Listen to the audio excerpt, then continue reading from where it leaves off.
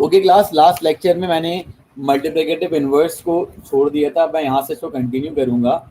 सबसे पहले हम यहाँ पर क्या करेंगे, इनकी ब्रैकेट मल्टीप्लिकेशन करेंगे। तो ये कितना हो जाएगा आपके पास, X square minus X Y iota, ठीक है जी। और जब हम इसको सॉल्व करेंगे तो ये हो जाएगा प्लस का एक्स वाई आयोटा और माइनस ये कितना हो जाएगा आपके पास, सिंपल है, वाई स्क्वायर और आयोटा स्क्वायर। मैं अगर इसको डायरेक्ट फॉर्मूला करके लगवा देता ना तो आप लोगों को थोड़ा सा मसला होता कि सर ये किस तरीके से कर दिया, इसमें इमेजिनरी जीरो कैसे हो गए। वो काम करवाने के लिए मुझे यहाँ पर ब्रैकेट मल्टीप्लिकेशन करके दिखानी पड़ी। ये और ये दोनों कैंसिल, आयोटा स्क्वायर बराबर हो जाएगा -1 के। तो ये देखिए X square plus Y square upon X square plus Y square, दोनों कैंसिल आउट हो गए। तो पता चला रियल नंबर 0 1 के बराबर आ जाएगा। और ये अगर कोई आपसे ही पूछे कॉम्प्लेक्स नंबर में मल्टीप्लिकेटिव इनवर्स ऑफ इमेजिनरी कितना होता है, तो आप क्या बोलोगे, 0, और रियल कितना होता है, 1। अब आपको मैंने जैसे कि लास्ट लेक्चर में मैंने रोक दिया था, आगे नहीं बताया था, तो मैं उसमें ये सोचा कि मैं आपको ब्रैकेट मल्टीप्लिकेशन करके दिखाता हूँ as comparative to direct formula, क्योंकि डायरेक्ट फॉर्मूला में ये कॉन्सेप्ट नहीं बन पाता कि किस तरीके से इमेजिनरी नंबर जो है वो कंप्लीटली क्या हो गया, 0 हो गया। तो वो करके दिखाना था, तो मैंने आपको ये क्वेश्चन इस तरीके से करके भी दिखा दिया। अब हमारे पास एक लास्ट ऑपरेशन है, इक्वालिटी प्रॉपर्टी ऑफ मैट्रिक्स, उसे यानी कि equality property of complex number, वो कैसे करते हैं इसके बारे में बात करेंगे। इक्वालिटी प्रॉपर्टी ऑफ मैट्रिक्स, जैसे कि इसकी प्रॉपर्टी है A comma iota B is equal to C comma iota D. तो सबसे पहला काम, आप जब यहाँ से कॉमा रिमूव करोगे, ये सवाल आपको बहुत ज़्यादा दिखेंगे, तो इसमें क्या होगा, रियल पार्ट कंपेयर हो जाएगा रियल पार्ट से, देन इमेजिनरी पार्ट कंपेयर हो जाएगा इमेजिनरी पार्ट से। ये और ये कैंसिल आउट हो गए, तो ए सी किसके बराबर हो जाएगा, बी डी के, ठीक है जी। ये आपके पास एक नॉर्मल एक एग्जाम्पल थी इक्वालिटी की। अब मैं आपको इसका एक क्वेश्चन भी करवाता हूँ, जिससे आपको ये अंदाज़ा हो जाएगा कि आपने काम इसमें किस तरीके से करना है। फॉर एग्जाम्पल मेरे पास एक क्वेश्चन है कि भाई ए प्लस आयोटा बी बराबर है 2 plus iota divided by 2 minus 3 iota. आपको फाइंड करनी है वैल्यू ऑफ ए स्क्वायर और बी स्क्वायर। तो सर ये क्या है भाई, ये तो अजीब अलग सवाल आ गया। तो सर आप क्या करें, सबसे पहले आप अपने कैलकुलेटर का मोड चेंज करें, कॉम्प्लेक्स में लेकर आएं। कैसे लेकर आएंगे, ऑन के बराबर वाला बटन प्रेस करें, मेन्यू सेटअप पे जाइए और वहां से 2 प्रेस कर दीजिए। तो आपके ऊपर लिखा हुआ आ गया कैलकुलेटर के COMPLX, और फिर शिफ्ट की लाइन में, यानी कि शिफ्ट के बाद जो थर्ड रॉ है वहां पे फर्स्ट बटन है फ्रैक्शन का। तो पहले लिखें 2, फिर लिखें प्लस, और ENG का बटन प्रेस करेंगे तो आयोटा आ जाएगा। फिर इसे नीचे लेकर आइए, 2 माइनस 3 आयोटा प्रेस कर दीजिए। तो आपके पास जो आंसर आ रहा है डायरेक्ट, वो कितना आ रहा है, without any working, 1/13 plus 8 iota upon 13। तो अब देखिए रियल पार्ट से कंपेयर हो गया, और इमेजिनरी पार्ट से कंपेयर हो गया। इसको इससे कैंसिल आउट करा, ए की जगह यहाँ पे 1/13 का स्क्वायर कर दिया, बी की जगह 8/13 का स्क्वायर कर दिया। जी भाई, ये इक्वालिटी प्रॉपर्टी का जो एक क्वेश्चन मैंने करवाया, ये आपको समझ में आ गया। मैं इस लेने के इसके बाद मैं तीसरा लेक्चर अपलोड करूंगा, उस लेक्चर में मैं आपको complex number with the help of calculator भी सॉल्व करना सिखाऊंगा।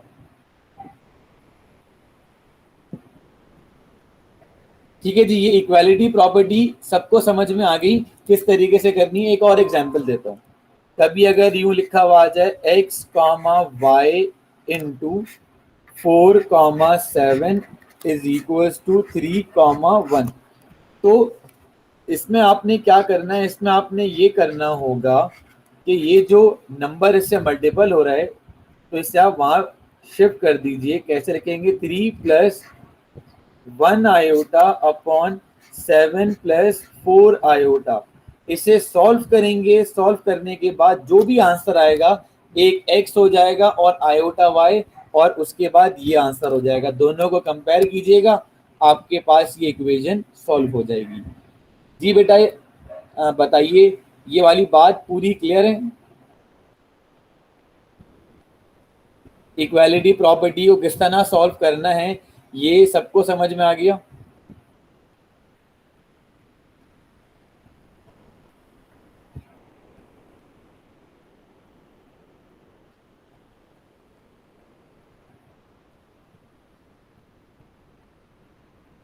तो अब हम चलते हैं, इसके बाद दो तरह की कन्वर्जन पढ़ेंगे, और दो तरह की कन्वर्जन कौन कौन सी है वो मैं आपको बता देता हूँ। कार्टेशियन से पोलर में जाना है और पोलर से कार्टेशियन में जाना है। कार्टेशियन का मतलब, कार्टेशियन मीन एक्स वाई से अगर आपने कहाँ जाना हो, पोलर में जाना हो यानी कि आर और थीटा में, तो कैसे जाएंगे, क्या करेंगे, मैं आपको यहाँ पर दोबारा से एक ग्राफ की एग्जाम्पल से इसको एक्सप्लेन करूंगा।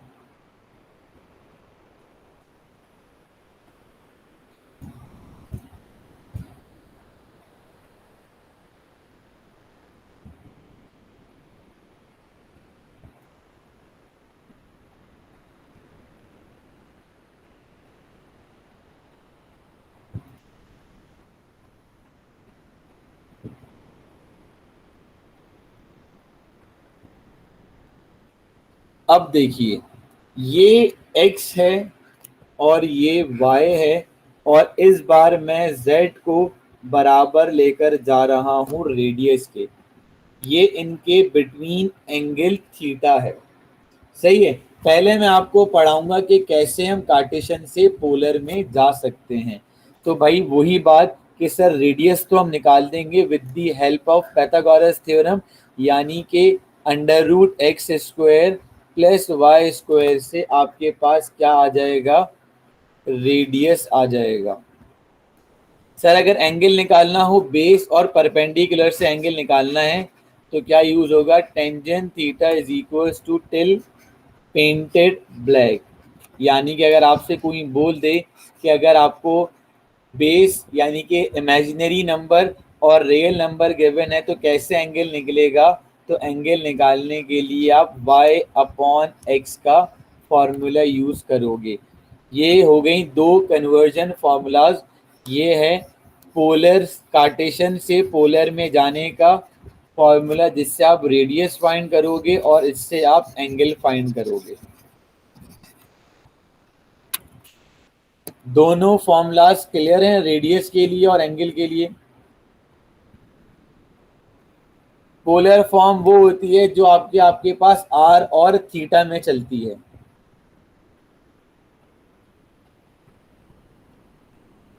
ठीक है जी, इसके भी मैं आपको 2 से 3 क्वेश्चंस करवाऊंगा ताकि आपको आसानी हो जाए।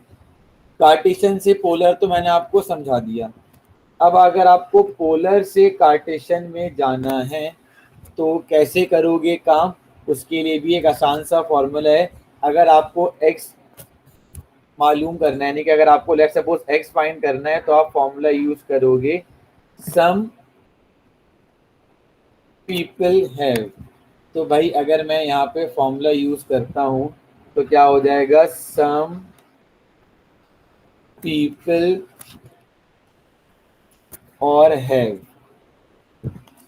यानी कि परपेंडिकुलर की जगह y, हाइपोटेन्यूज की जगह r, तो y is equals to r sine theta. ये हो जाएगा पहला फॉर्मूला y फाइंड करने के लिए। Sir what about x, x के लिए क्या हो जाएगा, आर कॉस थीटा। हाँ भाई, पोलर से कार्टेशियन में जाने के फॉर्मूलाज और कार्टेशियन से पोलर में जाने के फॉर्मूलाज दोनों याद हो गए या नहीं? पोलर टू कार्टेशियन और कार्टेशियन टू पोलर दोनों फॉर्मूलाज समझ में आ गए?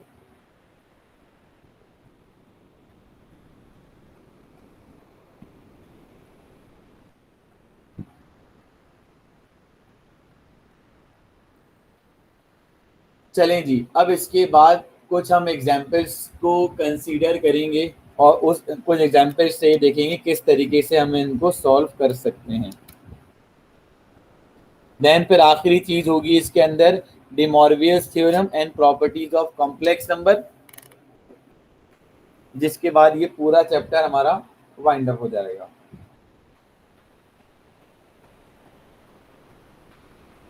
चलिए जी, मैं आपको करवाता हूँ कि कैसे आपने पोलर से कार्टेशियन में जाना है।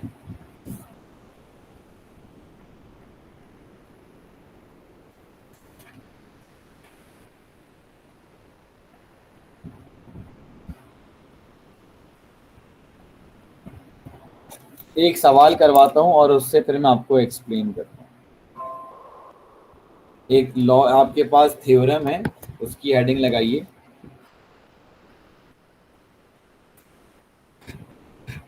डी मॉर्वियस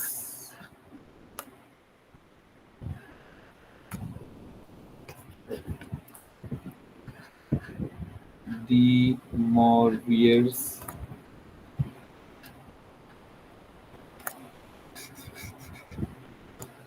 डी मॉर्वियस थ्योरम, जिसे आप किस तरीके से देखोगे आगे जाकर, आई सी आई एस थीटा, यानी कि सिस थीटा के नाम से पढ़ा जाता है। कैसे सॉल्व करते हैं? z is equal to R cos theta plus iota sine theta whole power n। अगर होल पावर n हो रही है तो ये जो पावर n है ये r की पावर n हो जाएगी और फिर ये हो जाएगा r की power n cos n theta, r की power n iota sine n theta. ये बीएसटी के टॉपिक में इसकी प्रॉपर एक डेरिवेशन है कि कैसे ये सब बराबर आती है, कैसे ये आर की पावर बन रही है और ये एंगल से मल्टीपल हो रहा है। हमें सिर्फ यहाँ पर इनको समझना है कि हमने काम किस तरीके से करना है। एक क्वेश्चन देता हूँ और कैलकुलेटर आपने चेंज कर लिया अब रेडियंस के अंदर। कैसे करेंगे?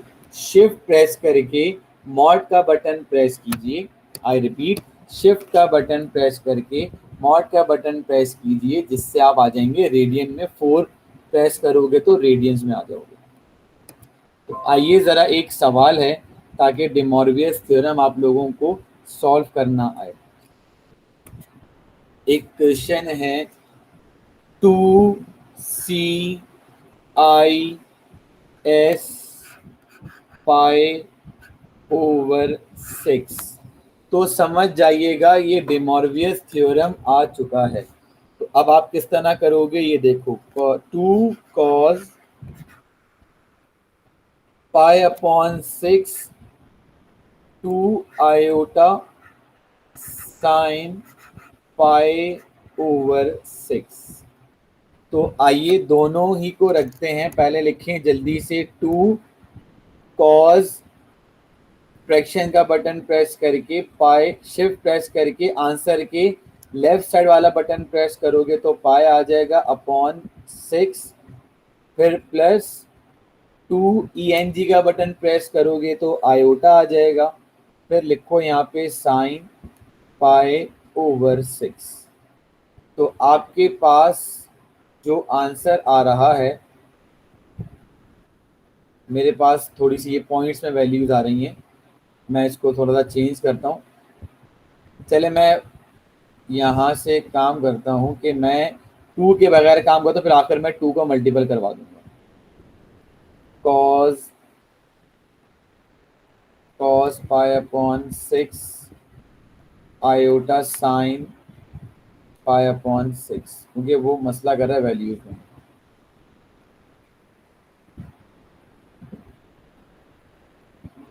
आप लोग के पास कितनी आ रही है वैल्यूज जरा बताइए।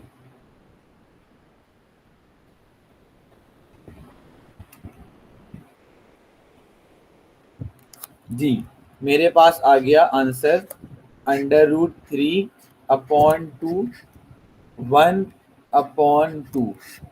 अब हम इसको मल्टीपल करेंगे इससे भी, तो कितना बन जाएगा ये √3 प्लस आयोटा। जी भाई, कन्वर्जन समझ में आई डिमॉर्वियस थ्योरम की या नहीं? आयोटा कैसे आता है? ईएनजी का बटन प्रेस करें तो आयोटा आ जाएगा। नहीं आ रहा तो एक काम करें, दोबारा से बात सुने। मॉड का बटन प्रेस, यानी कि सेटअप पे जाइए।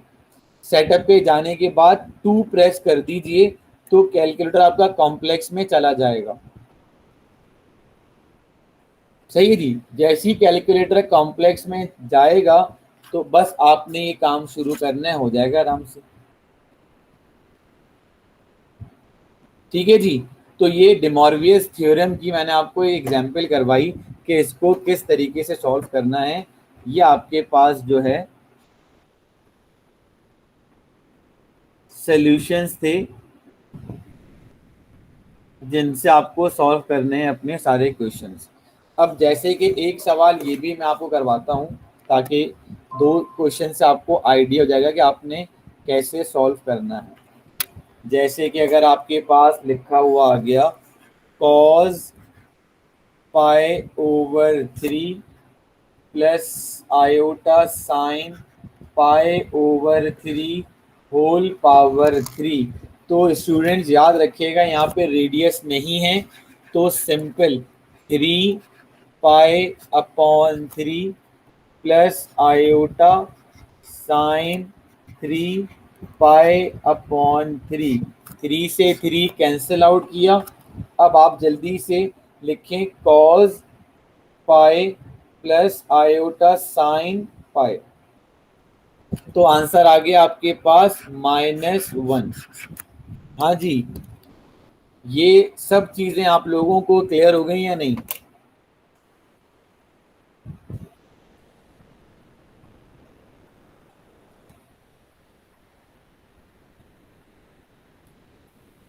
इसी तरीके से एक और क्वेश्चन मैं आपको करवाता हूँ, थोड़ा सा इससे हटकर है।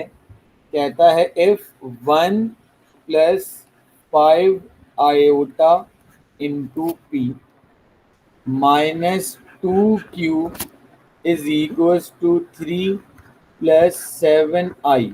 आपसे कहता है पी एंड क्यू किसके इक्वल होंगे। सबसे पहले आप क्या करोगे, इसको मल्टीपल कराओगे तो it will become p plus 5p iota -2q 3 plus 7 iota. अब आपने कहा सर रियल नंबर्स को एक तरफ कर लीजिए, मैंने कहा ठीक है। इमेजिनरी नंबर्स को एक तरफ कर लीजिए, कर लिया। इमेजिनरी यानी कि आयोटा से आयोटा कैंसिल आउट हो गया, पी की वैल्यू आ गई आपके पास 7/5। अब इस 7/5 की वैल्यू को आपने कहाँ पुट करना है, यहाँ पुट करना है। तो यहाँ से -3 यहाँ आ जाएगा, 2q यहाँ आ जाएगा। इन दोनों को सॉल्व कीजिए। सॉल्व करने के बाद जो आंसर आ रहा है वो चेक करते हैं। 7/5 - 3, तो ये आ जाएगा आपके पास माइनस का 8/5, यानी कि अगर आप इसे सॉल्व करोगे तो q आ जाएगा -4/5। ये वाला क्वेश्चन भी सबको क्लियर हो गया भाई?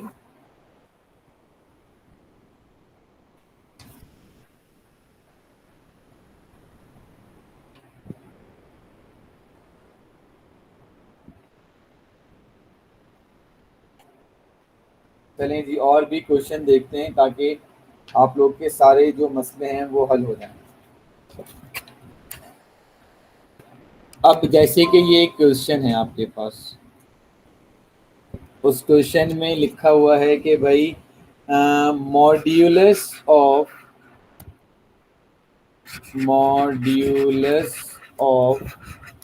Iota cube into 1 + iota. तो हमारे पास इतना टाइम नहीं होगा कि हम इसे इतना लंबा ले जाकर सॉल्व करें।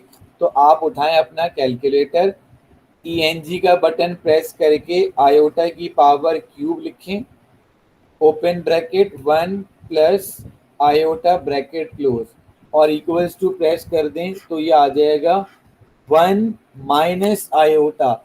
Now taking modulus of this, तो 1 का स्क्वायर 1। मैंने कहा था कि कभी भी मॉड्यूलस में आयोटा कंसीडर नहीं होगा, उसका कोफिशिएंट लेते हैं 1। Base negative power is even number, convert into a positive real number 2। अब कुछ बच्चे कहेंगे सर ये तो आपने डायरेक्ट कर दिया, हमारे पास अगर कैलकुलेटर अलाउ नहीं है तो फिर कैसे करेंगे। तो इसके लिए हिंट, 3 का आधा ब्रेक 1 कर देंगे तो स्क्वायर और आयोटा हो जाएगा 1 + iota. Iota square -1, -1 iota, -iota square. तो भाई अब कैसे सर आयोटा स्क्वायर हो गया -1 के बराबर। तो मैंने यहाँ पर क्या लिख दिया, -1 इंटू आयोटा को इससे भी मल्टीपल दिया और इससे भी। तो अब देखें कितना हो जाएगा मेरे पास। आयोटा स्क्वायर होता है -1 के, तो ये कितना हो जाएगा 1 - आयोटा। जी बेटा, कॉम्प्लेक्स नंबर की चीज़ें आप लोगों को क्लैरिफाई हो रही हैं, किसी को कोई टेंशन तो नहीं है।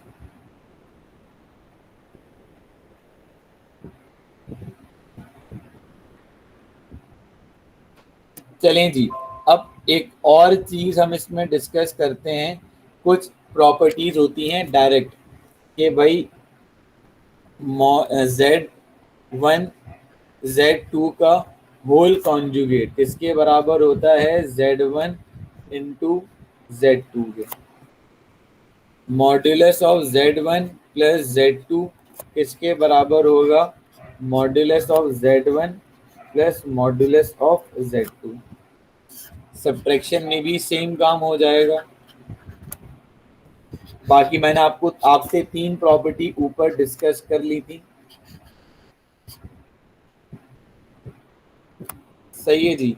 फिर आपको मैंने ये भी बता दिया था कि भाई Z इनवर्स किसके बराबर होता है, आपने कहा sir Z bar upon modulus of Z²। ठीक है जी। तो ये आपके पास कुल चीज़ें थी कॉम्प्लेक्स नंबर की, जो कि मैंने आप लोगों को पढ़ा दी। अब आप इसकी अच्छे तरीके से प्रैक्टिस कीजिएगा। जो भी आपके पास नोट्स हैं, जो भी चीज़ें आपके पास हैं, MCQs हैं, आप करना शुरू करें, इंशाल्लाह आपको बहुत फ़ायदा होगा। मैं बस इसके तीसरे लेक्चर में जिस तरह आपको मैंने कैलकुलेटर सॉल्व करने का बताना है, उसमें तो मैं थर्ड लेक्चर में अटैच कर दूंगा कि किस तरीके से आप कॉम्प्लेक्स नंबर को with the help of calculator solve कर सकते हो। आई होप कि आप सबको कॉम्प्लेक्स नंबर अच्छे तरीके से क्लियर हो गया होगा। तो अपना ख्याल रखिएगा बहुत। तब तक के लिए अस्सलाम वालेकुम, अल्लाह हाफ़िज़।